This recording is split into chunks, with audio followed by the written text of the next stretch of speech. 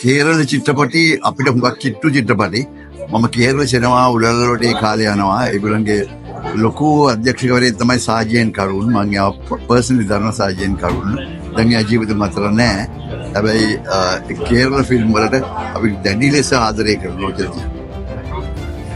புள்ளி പറയുന്നത് പുള്ളി കേരള സിനിമയോട് വളരെ ഇഷ്ടമുള്ള ഒരാളാണ്, ഒരു വ്യക്തിയാണ്. കുറെ സിനിമ കണ്ടിട്ടുണ്ട്. പിന്നെ സാജൻ കരുണിന് അറിയപ്പെടുന്ന ഒരു സംവിധായകനോട് കുറെ കാലം നല്ല പരിചയപ്പെട്ട് കുറെ വർക്ക് ചെയ്തിട്ടുണ്ട്. അപ്പോൾ കുറെ ഇഷ്ടപ്പെട്ടു പുള്ളിക്ക് ഇങ്ങനെ വന്നത്. അപ്പൊ നിങ്ങൾക്ക് ഏതാச்சுം പറയാനുണ്ടെങ്കിൽ അതും പറയാൻ മലയാളത്തിൽ ഞാൻ ട്രാൻസ്ലേറ്റ് ചെയ്ത് കൊടുക്കാം. First of all thank you sir. നല്ലൊരു മൂവിയാണ്. പിന്നെ മലയാളം സിനിമയൊക്കെ ഇഷ്ടപ്പെടുന്നു പറഞ്ഞു. അതുപോലെ തന്നെ മലയാളികളും എല്ലാ സിനിമകളും ഇഷ്ടപ്പെടുന്നവരാണ്. പ്രത്യേകിച്ച് ഇപ്പോൾ ശ്രീലങ്കൻ സിനിമ ഞാൻ ഫസ്റ്റ് ടൈമാണ് കാണുന്നത്.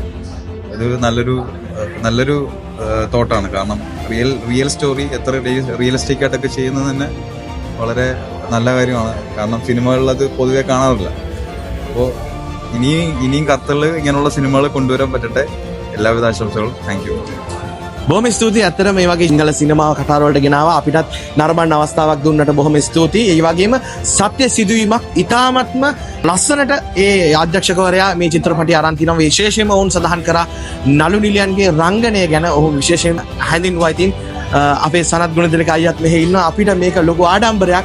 විශේෂයෙන්ම මම කියනවා මේක ඓතිහාසික දවසක් සීලා ඔෆ් 51 කණ්ඩායමට. රාණි චිත්‍රපටයේ මංගල දර්ශනයේ අවසානයේ අපි මේ ආකාරයෙන් ඔබට ගස්සනවා.